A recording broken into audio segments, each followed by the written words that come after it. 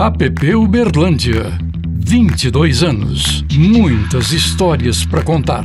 É um orgulho participar desse projeto da APP 22 anos. Eu tenho mais de 20 anos de carreira. É difícil fazer as contas, então vamos ficar por aí. Nesse sentido, há campanhas e projetos que eu tive o prazer de trabalhar em equipe, porque essa é uma profissão coletiva. Então, tem um certo ego, tem uma certa vaidade de alguém achar que é dono da ideia, de que alguém é o gênio da lâmpada. Mas o gênio da lâmpada não executa nada sem uma produtora, sem um parceiro de áudio, sem um parceiro de fotografia, sem um diretor de arte, sem um redator, sem um finalista, sem uma equipe e depois produzir, executar, colocar no mercado. Então, é uma ação coletiva, é uma indústria e requer a participação de muita gente. Então, ninguém nunca vai falar do que eu fiz sendo honesto, sem incluir muitas pessoas do nós fizemos. Então, eu me lembro de uma campanha que, à época, trabalhando no mercado, na P Comunicação, na época se chamava Fórmula P, a liderança do Paulinho, nós trabalhamos em um projeto que foi de muito orgulho, porque a CTBC esteve vendida em um certo momento, anúncio de venda da CTBC Telecom para a Telemig. Então era um anunciante importante, uma empresa importante, um histórico relevante de inovação, resultado e desempenho para a cidade e que ia deixar de ser, ia ser realmente assim, absorvida por uma empresa de Belo Horizonte, uma empresa que não tinha nenhuma origem. O grupo reverteu essa condição, não só reverteu, como passou realmente buscou recursos e meios para se posicionar novamente no mercado com o lançamento do GSM. Então, ali da telefonia celular mais rápido, mais eficiente e tudo. E eu participei desse projeto, então tinha uma vibe muito positiva de realmente estar com orgulho de fazer dessa campanha aquilo que fosse algo para um anunciante muito importante para todos nós, uma empresa muito importante para todos nós e que, com a liderança deles, permaneceu na cidade e fez uma campanha ousada, diferente do GSM2, de mais velocidade, mais desempenho, desenvolver a campanha, fazer foto, investimento feito no projeto de comunicação. Eu tenho orgulho pelo que ele representou para o mercado. Então, nesse caso, evidentemente, a comunicação veio trazer para as pessoas uma condição de produtos bem oferecidos, de serviços melhores de uma empresa que esteve para mudar a maneira com que ela prestava serviço para a nossa região e se tornar de novo anunciante, forte, inovadora, indo para cima, oferecer algo diferente. Então, essa é uma campanha que eu tenho orgulho dela em função de ter participado com essa equipe, porque ela representou para o mercado. Então, nós tínhamos outdoors duplos, nós tínhamos iluminação, tínhamos bons filmes, tivemos todas as mídias, evidentemente, feitas. À época a internet não era tão relevante.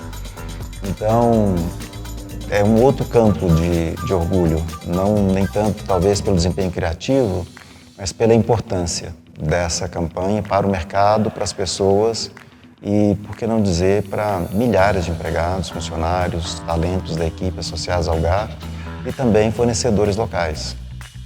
E o retorno que nós tivemos, né, que a CTBC à época teve, foi muito importante, porque o desempenho de vendas, o desempenho comercial das lojas próprias, das lojas coligadas, foi muito relevante, respondeu realmente aquilo que eles esperavam. A confiança na marca era muito grande, então essa campanha veio com a tecnologia mais nova, realmente competitiva, inovadora, bons produtos, boas opções comerciais, trouxe um ótimo resultado, trouxe aquilo que o mercado precisava e que o cliente realmente pôde oferecer.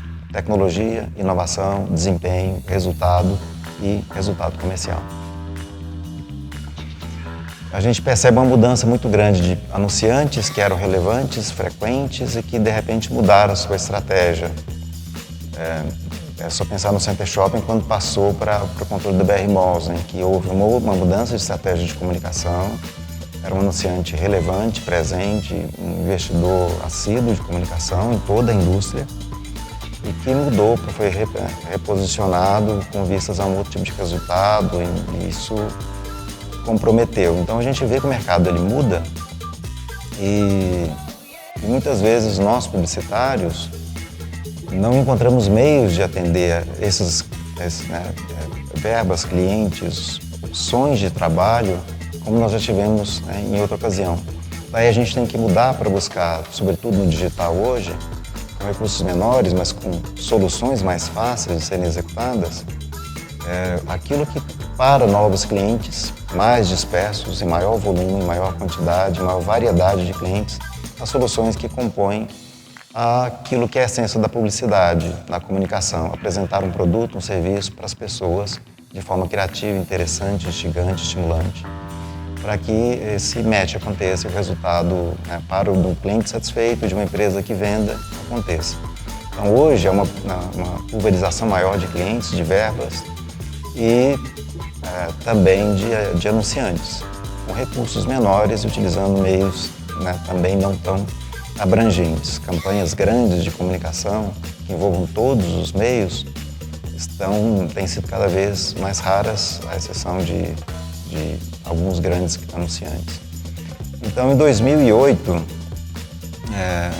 eu já atuava dentro da comunicação institucional e junto com o Orestes, meu parceiro, nós decidimos montar a Atitude Comunicação, então uma empresa, naquela ocasião, o foco estrito em comunicação institucional. Então isso foi uma escolha, realmente de renúncia a uma parte, toda escolha envolve evidentemente renúncia. Então escolhemos atuar na comunicação institucional, que tem requisitos diferentes, comportamentos do ponto de vista legal, burocrático, que a comunicação comercial não tem, mas que é muito interessante, muito instigante. Então, nós escolhemos atuar exclusivamente no setor. Mais recentemente, nós ampliamos a Atitude de Comunicação para a parte de mercado, com uma liderança específica para essa área.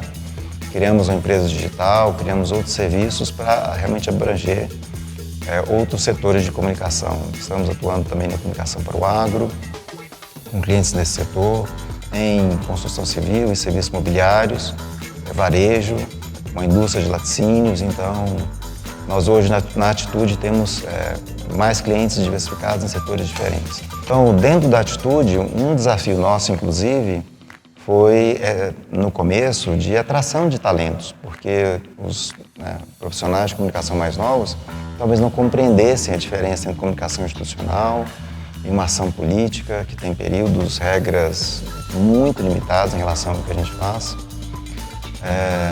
Então, esse desconhecimento trouxe para a gente um desafio de trazer boas pessoas, bons profissionais que não conheciam bem aquilo que era a nossa atividade. Mas é o preço que nós pagamos, inclusive, de formar equipe, formar pessoas naquilo em que foi a nossa escolha, a nossa opção de atender um setor com paixão, dedicação. E dentro deste projeto, a comunicação institucional, a gente lida com desafios muito grandes de falar com todos os públicos, de falar e ser entendido do público mais simples, com menor letramento, aos mais exigentes, aos mais realmente com a condição de compreensão maior. Nós temos que falar com todos, nós temos que ser abrangentes, temos que ser democráticos, temos que ser inclusivos. Então, hoje não é uma questão de modismo, é uma questão de prerrogativa ser inclusivo na comunicação, que sempre foi.